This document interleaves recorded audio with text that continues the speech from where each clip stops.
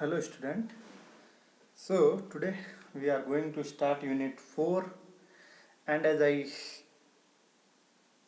announced that unit 4 is the dynamics part of theory of machine. Okay.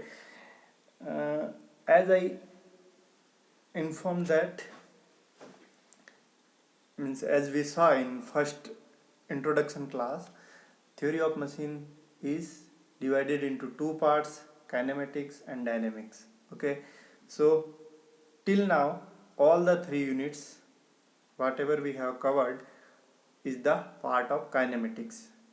Okay, just to remind you, kinematics is nothing but the branch where you don't see the reason of motion. What is the reason, or what is the reason of motion? The force. Okay, so when you do analysis without considering the force, we call it kinematics. Okay, and when you consider the force, which is the cause of motion, we call that branch as dynamics. Okay, dynamics of machine. Okay, so in this unit we have two categories: static force analysis and dynamic force analysis. Exactly, our main concern will be on dynamics part, not static. But just to start, what is static force analysis and what are the main basics or fundamental we have? Okay, we will go through it. So the introduction part of this chapter 12, okay, is very important. Okay, you have to go through it. So as we can read, in all types of machineries, forces are transmitted from one component to other, such as from a belt to a pulley, or from a brake drum to a brake shoe, or from a gear to shaft. Okay, so as we saw in the definition of mechanism and then machine, we know that in mechanism force is transmitted from one link to another link. Okay, so the force is there. Okay, but in last three units, means in the kinematics part, we didn't consider the force in our analysis. Okay, we kept on our focus on like displacement, velocity, acceleration, but we ignored, or we ignored the reason of motion, which is nothing but force. Okay, but it is not like that force was not there. It was there. Okay, so in the design of machine mechanism, it is necessary to know the magnitude as well as the directions of forces transmitted from the input to the output link. Okay, if you don't know the force, you cannot design a mechanism. Okay, because to get the stress value, to find out the strength of material, which material you have to select, we should know the force. Once you know the force, you can get the dimension, or you can get the design of the component. Okay, so if proper size are not selected, the components may fail during the machine operations. On the other hand, if the members are designed to have more strength than required, then the problem will be of your you are using more cost, the weight of the component will be more, the size will be more. Okay, so then your component will be not compete with the other available components. Okay, so to design a best mechanism or machine or a link, okay, you should know the force value. So now we need to start dynamics. To know the force, or to find the magnitude of force, the direction of force. Okay, because force is a so if the components of a machine accelerate, inertia force are produced due to their masses. However, if the magnitude of these forces are small compared to the externally applied loads, they can be neglected while analyzing the mechanism. Such analysis is known as static force analysis. Okay, if you can ignore inertia force. What is the inertia force? Inertia force is nothing but mass into acceleration, okay, where A is the acceleration of center of gravity of the body, okay, and m is the mass of the body. So if the component of a machine accelerate, inertia force are produced due to their mass, okay, the magnitude is m into a. However, if the magnitude of these forces are small compared to the externally applied loads, then you can neglect this inertia force, and such analysis is called as static force analysis. For example, in lifting cranes, okay, the load which crane will pick up is very high in comparison of acceleration, because there will be no, means like high speed, it won't work at high speed during the main operation, okay, there will be very slow movement, so acceleration will be very less, so there is not much inertia force, so you can ignore the inertia force. The bucket load and the static weight load may be quite high relative to any dynamic loads due to accelerating mass, okay, and thus static force analysis is justified.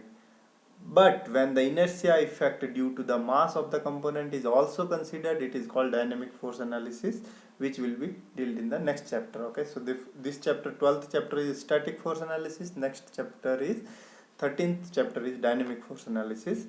So once, now coming to dynamics, we have two: static force analysis and dynamic force analysis. Static force analysis, when you ignore inertia force because their mass may be high but the speed may be less, okay, m into a means any component is small, so but in comparison of this inertia force, the static load which is acting on the body is very high, okay, so that analysis comes under static force analysis. And if the inertia effect you cannot ignore, like just take an example of a like heavy rotating machine, okay, in that case there you have very high inertia force because of acceleration, okay. So we will come into this dynamic force analysis in next chapter.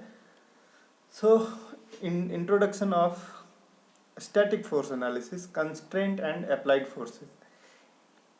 So constraint force and applied force. Constraint force means as the constraint forces at a mechanical contact occur in pairs, like reaction forces, okay, how effect on the system of bodies.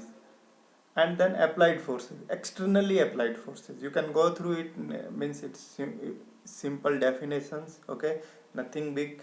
So next, applied force, usually these forces are applied through direct physical or mechanical contact, okay, direct physical or mechanical contact, or sometime without any physical contact, like electric force, magnetic force, okay, gravitational force.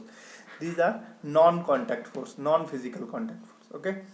So constraint force and then applied force. Now these were the types of forces, like other than inertia force, which we should count or which we will consider in comparison of inertia force, okay. So go through it, simple definitions. Now coming to the static equilibrium, a body is in a, when we will call a body is in static equilibrium.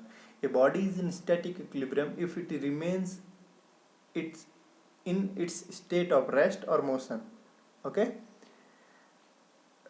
If the body is at rest, it tends to remain at rest, and if in motion, it tends to keep the motion, okay. So what we will say, according to static equilibrium, a body wants to remain its in position, whether it may be a state of rest or whether it may be a motion. It may be in motion, okay. So in static equilibrium, the vector sum of all the forces acting on the body is 0, okay, and the vector sum of all the moments about any arbitrary point is 0. Means sigma f equal to 0 and sigma moment t is equal to 0, okay. So sigma F equal to 0, sigma T equal to 0. So we use this force, means these equations to get the reaction forces. Okay, so we will see that. So for example, just remember the case of like beam, okay, SFD BMD, where you calculated the reaction forces. Okay, you used this static equilibrium equation, sigma Fy equal to 0. We did force equilibrium condition, means we applied force equilibrium condition in y direction. Okay, so we took, for example, this is one, means there is one simply supported beam, we have and A and B. Okay, so reaction at A is Ra, reaction at B is Rb, and some 10 kilonewton force is acting at the midpoint downwards. So we took Ra plus Rb is equal to 10 kilonewton. Okay, so that is the example. Okay, so this is, so in a planar system, force can be described by two-dimensional vectors, and therefore sigma Fx equal to 0, sigma Fy equal to 0, and moment, means moment about z axis will be 0. Okay, so this is called static equilibrium. So vector sum of all the forces acting in the body is 0, and vector sum of all the moments about any arbitrary point is 0. Okay, we used all these equations. Sometimes they write m also, so sigma m, we took moment about any one point and kept it equal to 0. From that we got, okay, one reaction. Then from the, we used that result in another equation and we got both the reaction. I'm talking about that simply supported beam case. Okay, so this is static equilibrium.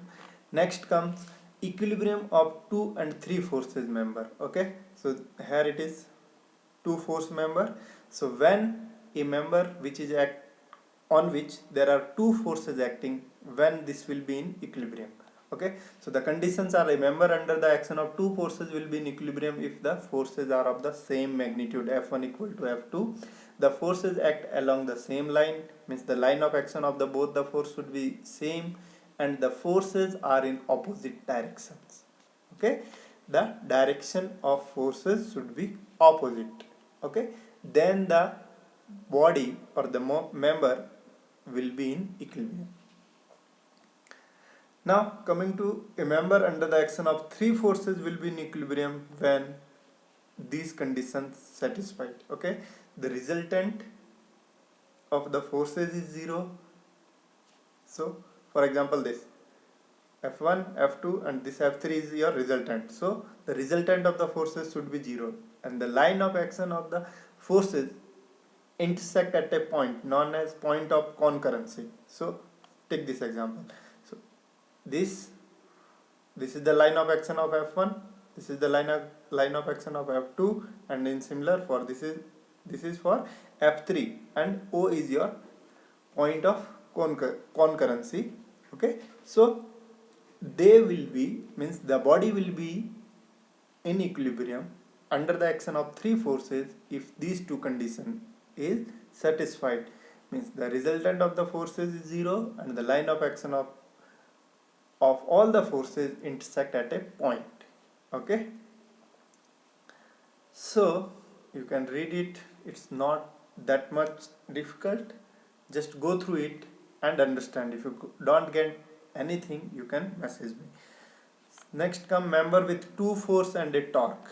Okay, when a member with 2 force and a torque will be in equilibrium, and what will be the condition? Okay, the condition of equilibrium will be the forces are equal in magnitude, parallel in direction and opposite in sense. Okay, so the first condition is the forces should be parallel, opposite in direction. Okay, and they should be equal in magnitude. Got it? Forces are equal in magnitude, parallel in direction and opposite in sense. Then the forces form a couple which is equal and opposite to the applied torque. Okay, this torque. So if this F1 and F2 making a torque which is F1 into H or F2 into H, or we can say F1 minus F2 into H, should be equal to this applied torque T. Okay, so this condition should be satisfied. So this is the example given here.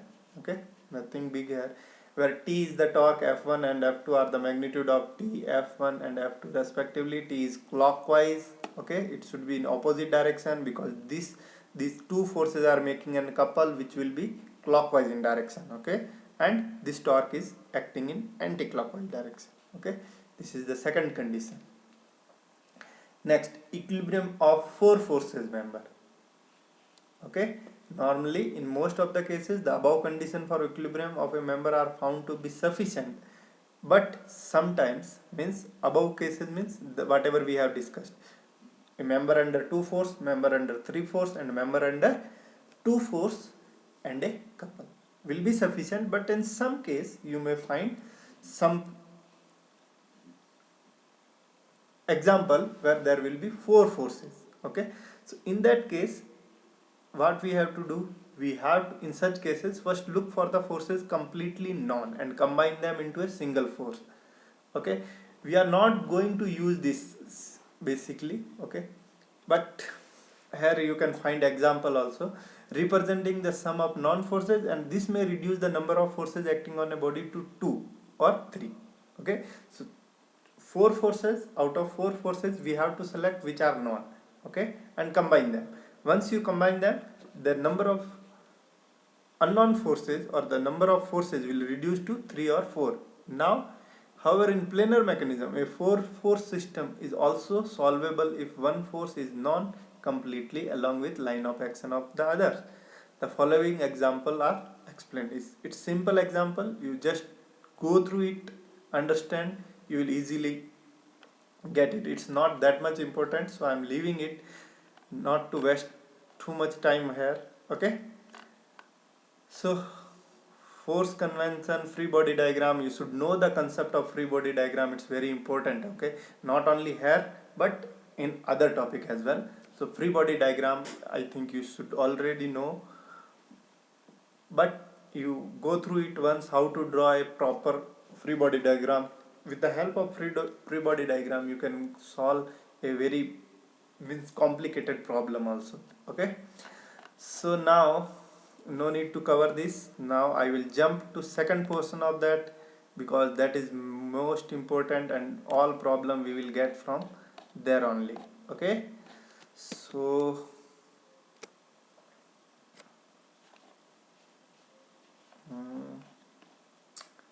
where am I? Yes, so all this dynamic force analysis is going to be very important.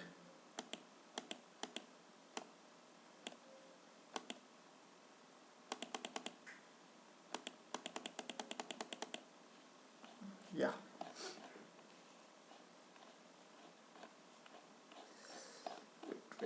wait a while.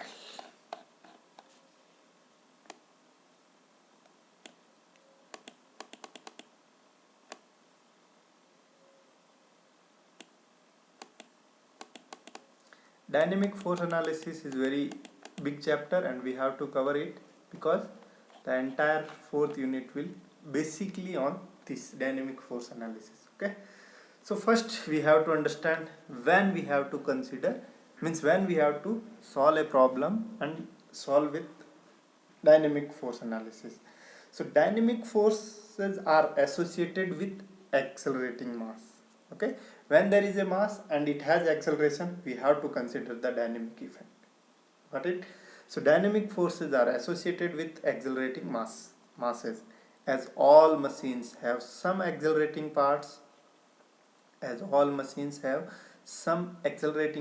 dynamic force are always present when the machine operates. Okay, because in all machines we have some parts which will be accelerating. Okay, it may be linear acceleration or it may be angular acceleration. Okay, so in situations where dynamic forces are dominant or comparable with magnitude of external applied force like dead weight, in that case and operating speeds are high, dynamic analysis has to be carried out. Okay, so when the inertia force means the dynamic force which is because of a accelerating mass. When there is acceleration and there is a mass, we have to consider the dynamic force, because it is nothing but inertia force which is m into a. Okay, so then we cannot ignore this dynamic force component, and we have to cover, because the dynamic effect is comparable with the external applied force or dead weight. Okay, so for example, in case of rotors which rotate at very high speed, more than 80,000 rpm, even the slightest eccentricity of the center of mass from the axis of rotation produces very high dynamic forces. This may lead to vibration, wear, noise, or even machine failure. Okay, so like we have to consider for a rotor where the rotor speed is very high. Okay, when speed is very high, the dynamic effect will be obviously there. Okay, so when you come to dynamic force analysis, there is a very important principle called D'Alembert's principle, which we should cover. Okay, what is the concept of D'Alembert's principle? Is nothing but, you may know the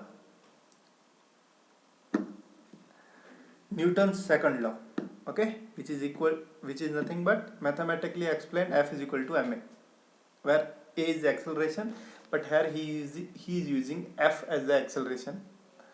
Okay, so D'Alembert's principle states that the inertia forces and couples. Okay, inertia force will be for the linear acceleration, but when we have angular acceleration or the angular displacement, this is for linear displacement. For angular displacement there will be couple. Okay, so there is analogy exactly we will see now.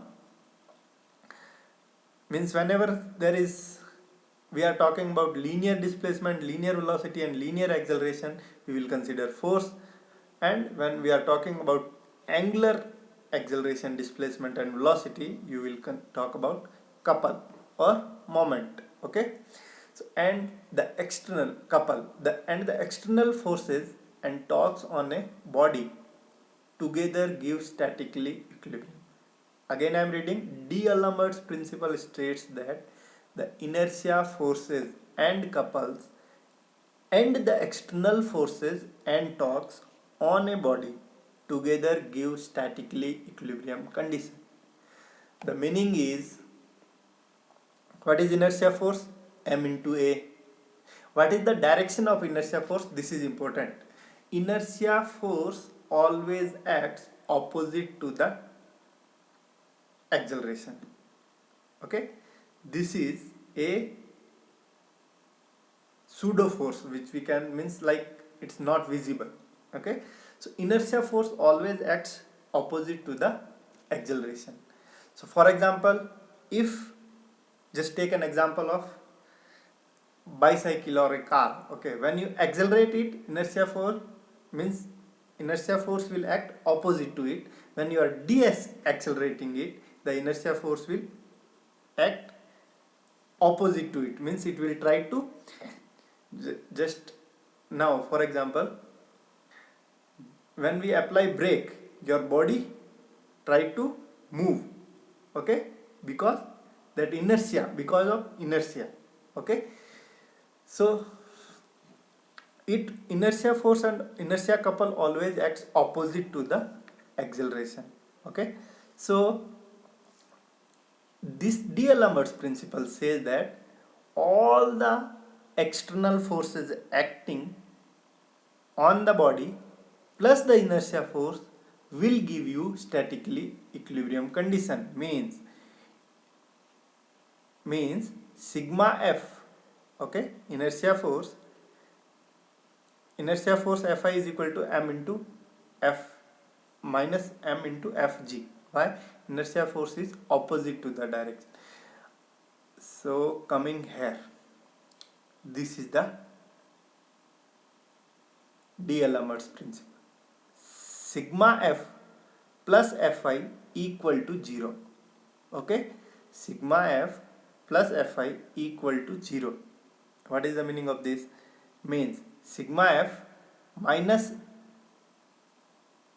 mfg equal to 0, where fg is nothing but acceleration of center of mass of the body. Okay, so you have to always consider the acceleration of center of mass or centroid. Okay, center of mass of the body, cg.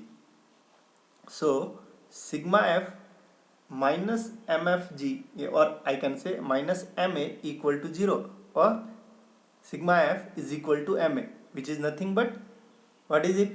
It is Newton's second law. So it is like variation of Newton's second law. Now, inertia is a property of matter by virtue of which a body resists any change in velocity. Okay, yeah. For example, जब आप body पे force मतलब जब आप accelerate करते हैं तो वो उसका जो इनर्शिया है that will resist to acceleration. When you de-accelerate it, it will resist your de-acceleration. Okay, and it will work in opposite. So m is mass of body, fg is acceleration. You can simply write fa, that is my sign convention, but here he is using fg. So acceleration of center of mass of the body.